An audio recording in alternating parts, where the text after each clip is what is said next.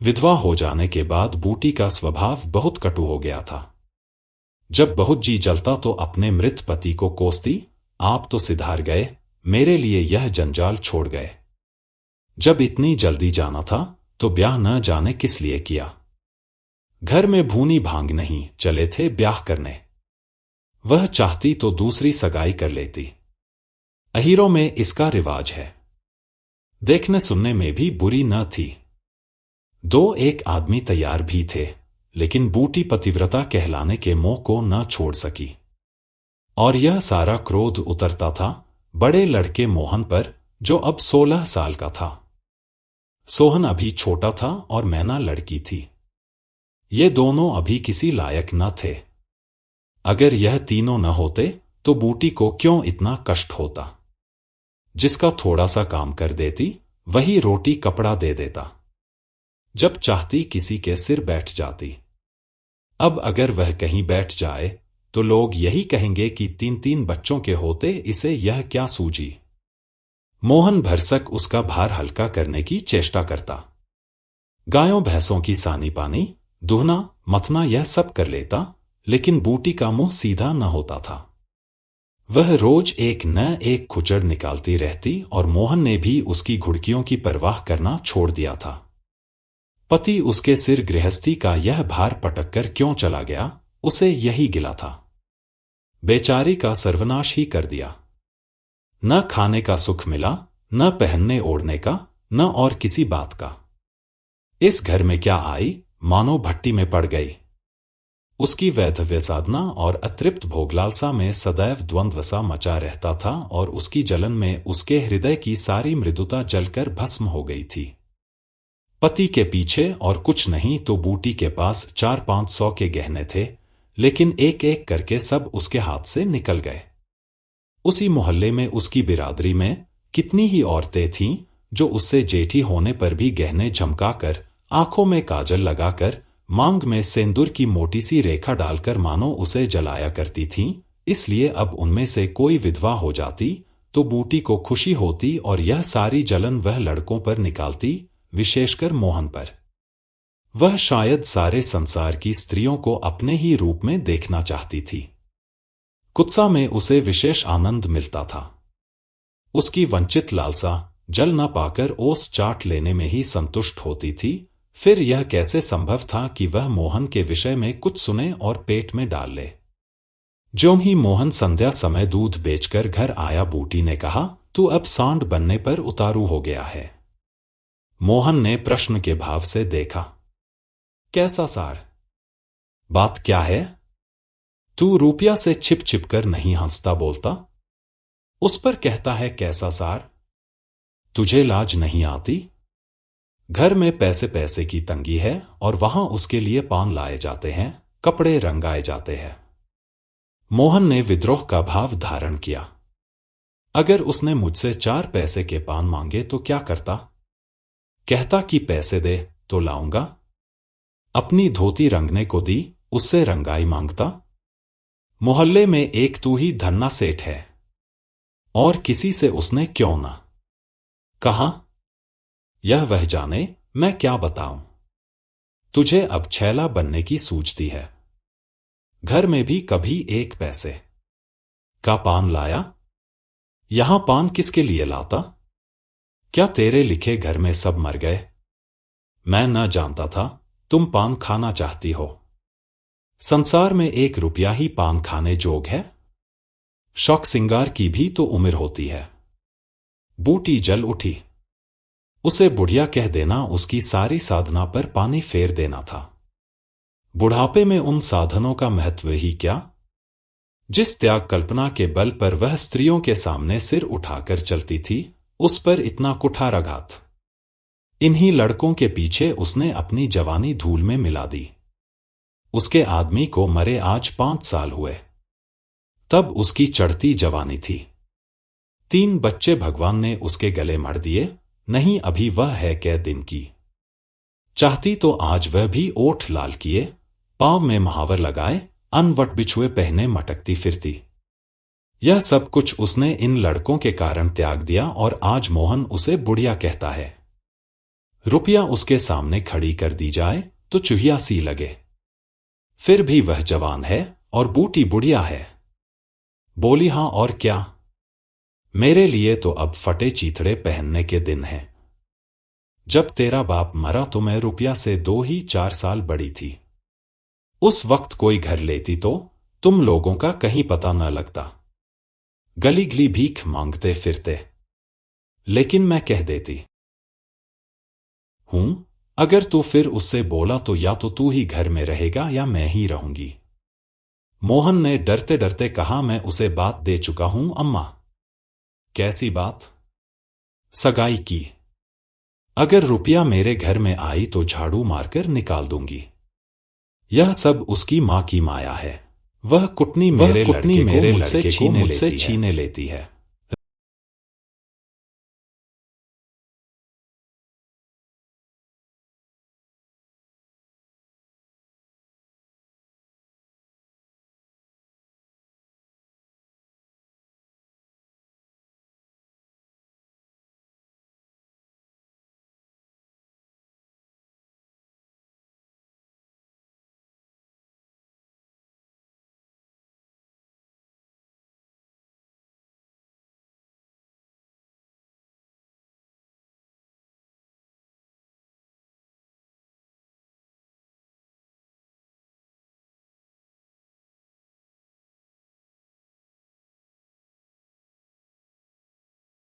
से इतना भी नहीं देखा जाता। चाहती है कि उसे सौत बनाकर छाती पर बैठा दे। मोहन ने व्यथित कंठ में कहा, अम्मा, ईश्वर के लिए चुप रहो। क्यों अपना पानी आप खो रही हो? मैंने तो समझा था 4 दिन में मैना अपने घर चली जाएगी, तुम अकेली पड़ जाओगी। इसलिए उसे लाने की बात सोच रहा था। अगर तुम्हें बुरा लगता है तो जाने दो। तू आज से यहीं आंगन में सोया कर और गाय भैंसें बाहर पड़ी रहेंगी। पड़ी रहने दे, कोई डाका नहीं पड़ा जाता। मुझ पर तुझे इतना संदेह है? हाँ, तो मैं यहां न सोऊंगा। तो निकल जा घर से। हाँ, तेरी यही इच्छा है तो निकल जाऊंगा। मैना ने भोजन पकाया। मोहन ने कहा, मुझे भूख नहीं है। बूटी उसे मनाने न आई। मोहन का युवक हृदय माता के इस कठोर शासन को किसी तरह स्वीकार नहीं कर सकता। उसका घर है, ले ले। अपने लिए वह कोई दूसरा ठिकाना ढूंढ निकालेगा। रुपया ने उसके रूखे जीवन में एक स्निग्धता भर ही दी थी। जब वह एक अव्यक्त कामना चंचल हो रहा था, जीवन कुछ सूना सूना लगता था, रुपया ने नव वसंत की भांति आकर उसे पल्लवित कर दिया। मोहन को जीवन में एक मीठा स्वाद मिलने लगा। कोई काम करना होता पर ध्यान रुपया की ओर लगा रहता। सोचता, उसे क्या दे दे कि वह प्रसन्न हो जाए। अब वह कौन मुंह लेकर उसके पास जाए? क्या उससे कहे कि अम्मा ने मुझे तुझसे मिलने को मना किया है? अभी कल ही तो बरगद के नीचे दोनों में कैसी कैसी बातें हुई थी। मोहन ने कहा था, रूपा तुम इतनी सुंदर हो, तुम्हारे 100 गाहक निकल आएंगे। मेरे घर में तुम्हारे लिए क्या रखा है? इस पर रुपया ने जो जवाब दिया था वह तो संगीत की तरह अब भी उसके प्राण में बसा हुआ था। मैं तो तुमको चाहती हूं मोहन, अकेले तुमको। परगने के चौधरी हो जाव तब भी मोहन हो, मजूरी करो तब भी मोहन हो। उसी रुपया से आज वह जाकर कहे, मुझे अब तुमसे कोई सरोकार नहीं है। नहीं, यह नहीं हो सकता। उसे घर की परवाह नहीं है। वह रुपया के साथ मां अलग रहेगा। इस जगह न सही, किसी दूसरे मोहल्ले में सही। इस वक्त भी रुपया उसकी राह देख रही होगी। कैसे अच्छे बीड़े लगाती है। कहीं अम्मा सुन पावे कि वह रात को रुपया के द्वार पर गया था तो परान ही दे दे। दे दे परान। अपने भाग तो नहीं बखानती कि ऐसी देवी बहू मिली जाती है। न जाने क्यों रुपया से इतना चिढ़ती है। वह जरा पान खा लेती है, जरा साड़ी रंग कर पहनती है। बस यही तो चूड़ियों की झंकार सुनाई दी। रुपया आ रही है। हाँ, वही है। रुपया उसके सिरहाने आकर बोली, सो गए क्या मोहन? घड़ी भर से तुम्हारी राह देख रही हूं। आए क्यों नहीं? मोहन नींद का मक्कर किए पड़ा रहा। रुपया ने उसका सिर हिलाकर फिर कहा, मोहन, क्या सो गए? उन कोमल उंगलियों के स्पर्श में क्या सिद्धि थी, कौन जाने। मोहन की सारी आत्मा उन्मत्त हो उठी। उसके प्राण मानो बाहर निकलकर रुपया के चरणों में समर्पित हो जाने के लिए उछल पड़े। देवी वरदान के लिए सामने खड़ी है। सारा विश्व जैसे नाच रहा है। उसे मालूम हुआ जैसे उसका शरीर लुप्त हो गया है, केवल वह एक मधुर स्वर की भांति विश्व की गोद में चिपटा हुआ उसके साथ नृत्य कर रहा है। रुपया ने कहा। मोहन बोला, अभी से सो गए क्या जी? हां, जरा नींद आ गई थी रूपा। तुम इस वक्त क्या करने आई? कहीं अम्मा देख लें तो मुझे मार ही डाले। तुम आ जाए क्यों नहीं? आज अम्मा से लड़ाई हो गई। क्या कहती थीं? कहती थीं, रुपया से बोलेगा तो मैं परान दे दूंगी। तुमने पूछा नहीं, रुपया से क्यों चिढ़ती हो? अब उनकी बात क्या कहूं रूपा? वह किसी का खाना पहनना नहीं देख सकती। अब मुझे तुमसे दूर रहना पड़ेगा। मेरा जी तो न मानेगा। ऐसी बात करोगी तो मैं तुम्हें लेकर भाग जाऊंगा। तुम मेरे पास एक बार रोज आया करो बस। और मैं चाहती कुछ नहीं। और अम्मा जो बिगड़ेंगी तो मैं समझ गई। तुम मुझे प्यार नहीं करते। मेरा बस होता तो तुमको अपने परान में रख लेता। इसी समय घर के किवाड़ खटके। रुपया भाग गई। 2 मोहन दूसरे दिन सोकर उठा तो उसके हृदय में आनंद का सागर सा भरा हुआ था। वह सोहन को बराबर डांटता रहता था। सोहन आलसी था। घर के काम धंधे में जी न लगाता था। मोहन को देखते ही वह साबुन छिपाकर भाग जाने का अवसर खोजने लगा। मोहन ने मुस्कराकर कहा, धोबी को क्यों नहीं देते? धोती बहुत मैली हो गई है सोहन। धोबी को क्यों नहीं देते? सोहन को इन शब्दों में स्नेह की गंध आई। धोबिन पैसे मांगती है तो पैसे अम्मा से क्यों नहीं मांग लेते? अम्मा कौन पैसे दिए देती है? तो मुझसे ले लो। यह कहकर उसने एक इकन्नी उसकी ओर फेंक दी। सोहन प्रसन्न हो गया। भाई और माता दोनों ही उसे धिक्कारते रहते थे। बहुत दिनों बाद आज उसे स्नेह की मधुरता का स्वाद मिला। इकन्नी उठा ली और धोती को वहीं छोड़कर गाय को खोलकर ले चल। मोहन ने कहा, रहने दो, मैं इसे लिए जाता हूं। सोहन ने पघिया मोहन को देकर फिर पूछा, चिलम रख लाऊं? तुम्हारे लिए। जीवन में आज पहली बार सोहन ने भाई के प्रति ऐसा सद्भाव प्रकट किया था। इसमें क्या रहस्य है, यह मोहन की समझ में नहीं आया। बोला, आग हो तो रख आओ। मैना सिर के बाल खेले आंगन में बैठी घरौंदा बना रही थी। मोहन को देखते ही उसने घरौंदा बिगाड़ दिया और अंचल से बाल छिपाकर रसोई घर में बर्तन उठाने चली। मोहन ने पूछा, क्या खेल रही थी मैना? मैना डरी हुई बोली, कुछ नहीं तो। तू बहुत अच्छे घरौंदे बनाती है, जरा बना देखे। मैना का रुआसा चेहरा खिल उठा। प्रेम के शब्द में कितना जादू है। मुंह से निकलते ही जैसे सुगंध फैल गई। जिसने सुना उसका हृदय खिल उठा। जहां भय था वहां विश्वास चमक उठा। जहां कटुता थी वहां अपनापा छलक पड़ा। चारों ओर चेतनता दौड़ गई। कहीं आलस्य नहीं, कहीं खिन्नता नहीं। मोहन का हृदय आज प्रेम से भरा हुआ है। उसमें सुगंध का विकर्षण हो रहा है। मैना घरौंदा बनाने बैठ गई। मोहन ने उसके उलझे हुए बालों को सुलझाते हुए कहा, तेरी गुड़िया का ब्याह कब होगा मैना? नेवता दे, कुछ मिठाई खाने को मिले। मैना का मन आकाश में उड़ने लगा। जब भैया पानी मांगे तो वह लोटे को राख से खूब चमाचम करके पानी ले जाएगी। अम्मा पैसे नहीं देती। गुड्डा तो ठीक हो गया है। टीका कैसे भेजूं? कितने पैसे लेगी? 1 पैसे के बतासे लूंगी और 1 पैसे का रंग। जोड़े तो रंगे जाएंगे कि नहीं? तो 2 पैसे में तेरा काम चल जाएगा। हाँ, 2 पैसे दे दो भैया, तो मेरी गुड़िया का ब्याह धूमधाम से हो जाए। मोहन ने 2 पैसे हाथ में लेकर मैना को दिखाए। मैना लपकी। मोहन ने हाथ ऊपर उठाया।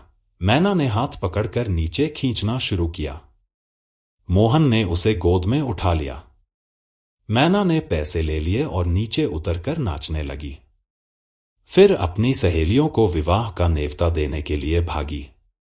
उसी वक्त बूटी गोबर का झावा लिए आ पहुंची। मोहन को खड़े देखकर कठोर स्वर में बोली, अभी तक मटरगश्ती ही हो रही। भैंस कब दूही जाएगी? आज मोहन बाजार से दूध पहुंचाकर लौटा तो पान, कत्था, सुपारी, एक छोटा सा पानदान और थोड़ी सी मिठाई लाया। बूटी, आज पैसे कहीं फालतू मिल गए थे क्या? इस पर बिगड़कर बोली, इस तरह उड़ावेगा तो क्या दिन निबाह होगा? मैंने तो 1 पैसा भी नहीं उड़ाया अम्मा। पहले मैं समझता था तुम पान खाती ही नहीं, तो अब मैं पान खाऊंगी। हाँ, और क्या? जिसके 2-2 जवान बेटे हों, क्या वह इतना शौक भी न करे? बूटी के सूखे कठोर हृदय में कहीं से कुछ हरियाली निकल आई। एक नन्ही सी कोंपल थी, उसके अंदर कितना रस था। उसने मैना और सोहन को 1-1 मिठाई दे दी और एक मोहन को देने लगी। मिठाई तो लड़कों के लिए लाया था अम्मा। और तू तो बूढ़ा हो गया, क्यों? इन लड़कों के सामने तो बूढ़ा ही हूं, लेकिन मेरे सामने तो लड़का ही है। मोहन ने मिठाई ले ली। मैना ने मिठाई पाते ही गप से मुंह में डाल ली थी। वह केवल मिठाई का स्वाद जीभ पर छोड़कर कब की गायब हो चुकी थी। मोहन को ललचाई आंखों से देखने लगी। मोहन ने आधा लड्डू तोड़कर मैना को दे दिया। 1 मिठाई दोने में बची थी। बूटी ने उसे मोहन की तरफ बढ़ाकर कहा, लाया भी तो इतनी सी मिठाई, यह ले ले। मोहन ने आधी मिठाई मुंह में डालकर कहा, वह तुम्हारा हिस्सा है अम्मा। तुम्हें खाते देखकर मुझे जो आनंद मिलता है, उसमें मिठास से ज्यादा स्वाद है। उसने आधी मिठाई सोहन और आधी मोहन को दे दी, फिर पानदान खोलकर देखने लगी। आज जीवन में पहली बार उसे यह सौभाग्य प्राप्त हुआ। धन्य भाग की पति के राज में जिस विभूति के लिए तरसती रही, वह लड़के के राज में मिली। पानदान में कई कुल्हियां हैं, और देखो 2 छोटी छोटी चिमचियां भी हैं। ऊपर कड़ा लगा हुआ है, जहां चाहो लटका कर ले जाओ। ऊपर की तश्तरी में पान रखे जाएंगे। ज्यों ही मोहन बाहर चला गया, उसने पानदान को मांझ धोकर उसमें चूना, कत्था भरा, सुपारी काटी, पान को भिगोकर तश्तरी में रखा। तब एक बीड़ा लगाकर खाया। उस बीड़े के रस ने जैसे उसके वैधव्य की कटुता को स्निग्ध कर दिया। मन की प्रसन्नता व्यवहार में उदारता बन जाती है। अब वह घर में नहीं बैठ सकती। उसका मन इतना गहरा नहीं कि इतनी बड़ी विभूति उसमें जाकर गुम हो जाए। एक पुराना आईना पड़ा हुआ था। उसने उसमें मुंह देखा। ओठों पर लाली है। मुंह लाल करने के लिए उसने थोड़े ही पान खाया है। धनिया ने आकर कहा, टूट गई है। काकी, तनिक रस्सी दे दो, मेरी रस्सी। कल बूटी ने साफ कह दिया होता, मेरी रस्सी गाँव भर के लिए नहीं है। रस्सी टूट गई है तो बनवा लो। आज उसने धनिया को रस्सी निकालकर प्रसन्न मुख से दे दी और सद्भाव से पूछा, लड़के के दस्त बंद हुए कि नहीं धनिया? धनिया ने उदास मन से कहा, नहीं काकी, आज तो दिन भर दस्त आए, जाने दांत आ रहे हैं। पानी भर ले तो चल जरा देखूं, दांत ही हैं कि कुछ और फसाद। किसी की नजर वजर तो नहीं लगी? अब क्या जाने काकी, कौन जाने किसी की आंख फूटी हो। चौंचाल लड़कों को नजर का बड़ा डर रहता। जिसने चुमकार कर बुलाया झट उसकी गोद में चला जाता। ऐसा हंसता है कि तुमसे क्या कहूं। कभी कभी मां की नजर भी लग जाया करती है।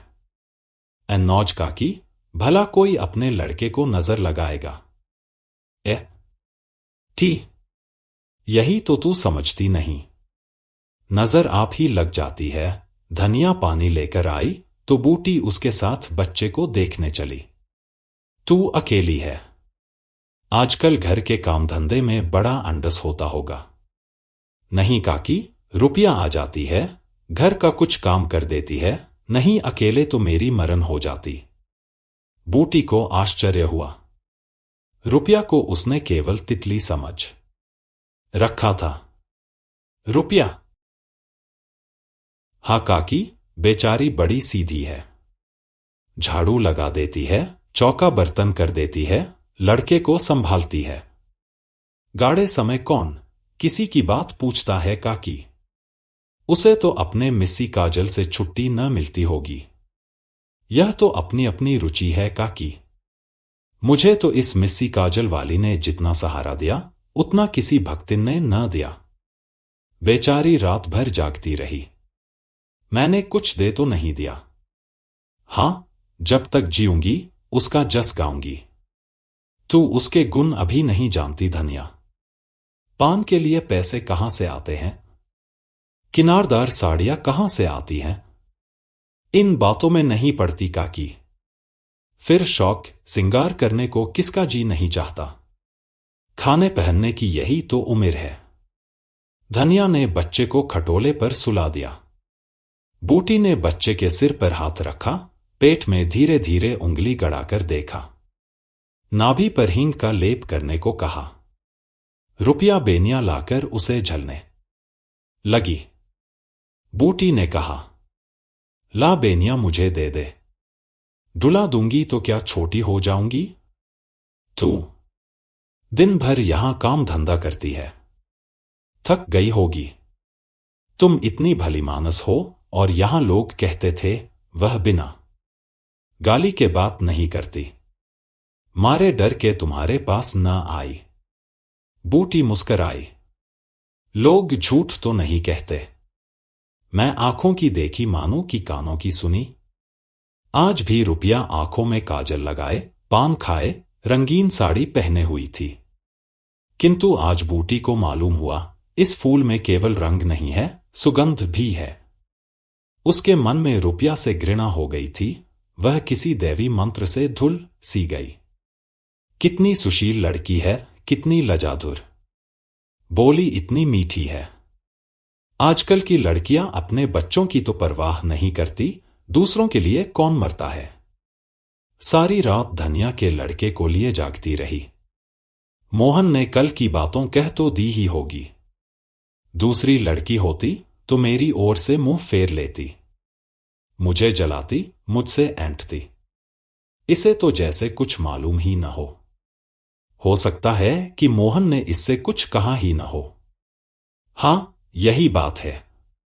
आज रुपया बूटी को बड़ी सुंदर लगी। ठीक तो है, अभी शौक सिंगार न करेगी तो कब करेगी? शौक सिंगार इसलिए बुरा लगता है कि ऐसे आदमी अपने भोगविलास में मस्त रहते हैं। किसी के घर में आग लग जाए उनसे मतलब नहीं। उनका काम तो खाली दूसरों को रिझाना है। जैसे अपने रूप की दुकान सजाए, राह चलतों को बुलाती हूं कि जरा इस दुकान की सैर भी करते जाइए। ऐसे उपकारी प्राणियों का सिंगार बुरा नहीं लगता।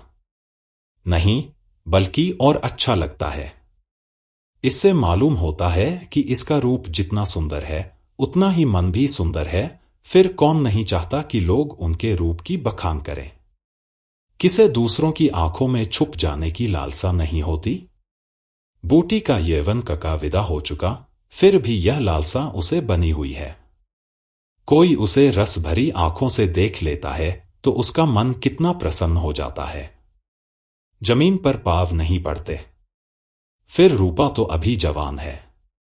उस दिन से रूपा प्राय 2-1 बार नित्य बूटी के घर आती। बूटी ने मोहन से आग्रह करके उसके लिए अच्छी सी साड़ी मंगवा दी। अगर रूपा कभी बिना काजल लगाए या बेरंगी साड़ी पहने आ जाती तो बूटी कहती बहुबेटियों को यह जोगिया भेस अच्छा नहीं लगता। यह भेस तो हम जैसी बूढ़ियों के लिए है। रूपा ने एक दिन कहा, तुम बूढ़ी काहे से हो गई अम्मा? लोगों को इशारा मिल जाए तो भौरों की तरह तुम्हारे द्वार पर धरना देने लगे। बूटी ने मीठे तिरस्कार से कहा, बनकर जाऊंगी? अम्मा तो बूढ़ी हो गई। चल, मैं तेरी मां की सौत। तो क्या तेरे दादा अभी जवान बैठे हैं? हाँ, ऐसा, बड़ी अच्छी मिट्टी है उनकी। बूटी ने उसकी ओर रस भरी आंखों से देखकर पूछा, बता, मोहन से तेरा ब्याह कर दूं? रूपा लजा गई।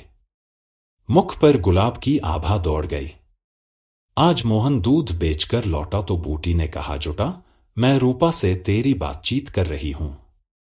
अच्छा, कुछ रुपए पैसे जुटा, मैं रूपा से तेरी बातचीत कर रही हूं।